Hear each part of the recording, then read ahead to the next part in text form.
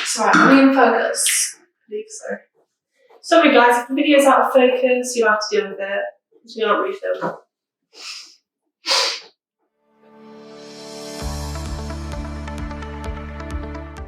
Hi guys, I'm Olivia, and this is the podcast Panic and Me.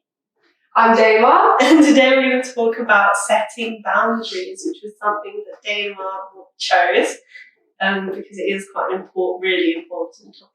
And something that I definitely need to work on. So, we have a few notes, so I've got my phone on the table, you guys have to bear with. But basically, why? So why do we have to set boundaries? Why do you think we set boundaries? So that we can protect ourselves from getting hurt. Yeah, so we can protect our emotional, mental, physical energy, so that we can protect our property. You know, locking a door is setting a boundary, saying no one that I don't know can't enter my house. Yeah. So there's lots of ways to like maintain boundaries, but boundaries are different for everyone, you know. Some people, okay, like me and you, with our physical space, right? You like people just dropping around, checking in on you, things like that. I like everything to be organised. I don't like people just coming into my space unannounced. So, you know, your boundaries are different than mine. Yeah. So the first step to setting boundaries is knowing what's important to you. Right. And what you need to set boundaries on. So what's something that is important to you that you have to set boundary on, for example? That's a good question. See, how can you set boundaries? Yeah, when you don't know. Yeah, it's difficult. So for me, for example, I wouldn't want a partner going through my phone because I value privacy. Oh yeah, that's I value privacy, therefore, like, I wouldn't want people going through my phone. I wouldn't want people looking through my drawers in my house. I value my time, so I like people to not turn up unannounced. I don't like people calling me after a certain hour of the night. I value my, peace, so I don't like people shouting at me or talking down to me in a derogatory way. So those are all boundaries for me. Yeah. So you think you have to like examine your values and from that decide what boundaries to set. Definitely. Yeah. You know, it could be anything. And sometimes we don't know what our boundaries are until they're violated, sadly. So, you know, if something happens and you feel angry or wrong about it, then you need to think, well, is it because they've crossed a boundary that I didn't realise I had? Yeah, you need to think that instead of being angry at them because they didn't, for example, know. Yeah, so I've got written down like things that you might want to set boundaries about is space, your space, or if you want space after certain events.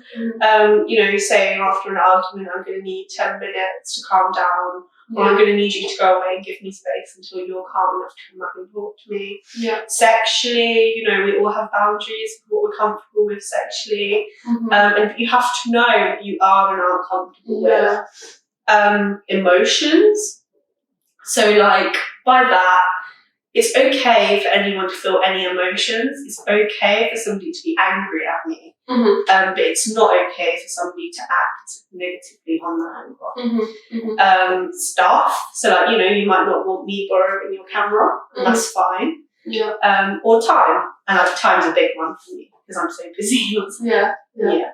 Definitely. Yeah. So like you have to go through those kinds of, and it can be other things that I haven't even covered. Yeah. But for different people there's different things, isn't it? Yeah, but it's good to go through each thing and think what is important to me.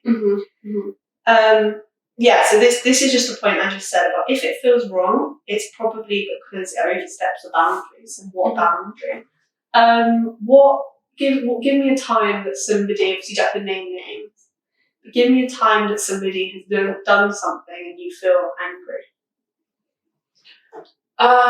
This was like ages ago when I lived in the flat. This girl came round, she was like my friend, so-called, but she was like going through my stuff. Okay. And like I didn't mind looking at her, like looking at things that like were out, but like she was going through everything. And she was like, I kind of like gave her that look, and it was like she said, do you mind? And I said, no, but being not English, no meant no for me, not as in like no, like I don't mind. Oh no, I don't mean as in no, stop looking through my stuff. I meant as in like no, stop looking through my stuff. Yeah. But because and a lot of immigrants struggle with that as well, I find. Yeah. Is when people say, do you mind? It's like, no, as in, no, I don't want you to do that. But it's like... Yeah, so obviously there, you have a personal boundary surrounding privacy. And your specific boundary is you don't mind people looking at things that are out, but you don't want people going through drawers or looking through things. Yeah. And that's perfectly fine. You know, in terms of privacy, I go a step further. You know, somebody I don't particularly know comes into my space and touches anything, even if it's out. I don't want them to. You know,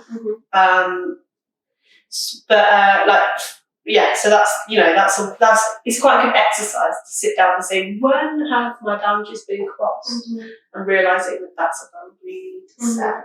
Yeah. I also have, and I might have talked about it before, like the 48-hour rule. Yeah. Just so I don't overreact about something, I note that it's affected me and wait 48 hours and then see if it still impacts me. Yeah.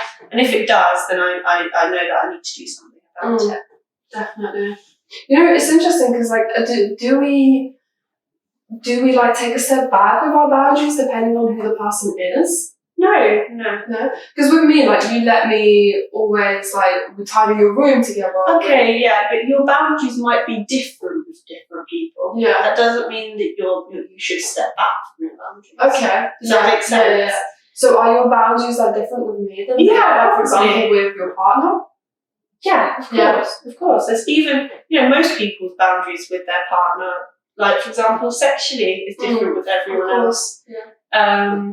Your boundaries with children will be different than your boundaries with adults. Your boundaries with people your gender might be different than people of another gender, and that's totally fine. Your age and people of another age. Every single person. But, it's good to have like some broad boundaries and work from there. Yeah. How do you tell someone like, okay, I guess like for me and you it's quite easy because like, look, Dana, you've done something like this, but how do you communicate something like that without making them angry? Yeah, so this is a whole nother video that I am planning to do. Okay. But it's learning to speak assertively, it's called. Just say no is the first starting point. But using I statements, I talk about that, I feel, okay, so, right, somebody goes through your drawer. What are you doing? Get out of my drawer. They might, I was just looking for a pen. You know what I mean? Or you could say, I feel a bit violated. I feel a bit violated when you go through my drawers. Could you ask me to look for your pen next time? Thank you. Or like, let me know. Let me know you want a pen. Whatever your boundary is, or can I get? Yeah, because when you're like, they're gonna be defensive straight away, aren't they? But they still might get aggressive or defensive, but it's about not taking that personally and not being bothered by that. And then they're gonna walk away and think about it after, like, oh, maybe But I might say, I feel violated when you go through my drawer. Can you ask me for a pen next time? And they might go, oh god, I was just looking for a pen. Yeah. Okay, but I have a boundary about that. It's usually what I say. Yeah. And that's totally fine. Yeah. But we'll do a whole video on talking assertively because there's so much. I didn't even realise that. No, it's cool. I actually done a 4-week course, 2 hours a week on how to be assertive because it was something that I was struggling with. So I definitely struggle with it. Yeah. But also, you don't just assert your boundaries through talking. You can assert it physically by, if I've got a drawer that I don't want somebody going through, I might put a lock in there. Notes, you physically stop people. If you've said to somebody, please don't call me after 9, and they keep calling you at midnight, and you pick up, just don't pick up. They'll soon get the idea. So you can physically assert your boundaries as well. And I think like the last important point is because everyone's boundaries are different, somebody else's boundaries might seem a bit random to you or not important. Right. But you have to respect everybody's boundaries. Yeah. And I've had friends say to me before, you know, you can set boundaries, but it doesn't mean I'll like it. Yeah. And to me, that's a huge red flag, because it's like, if you respect me as a friend, then you'll accept my boundary, even if you don't understand it.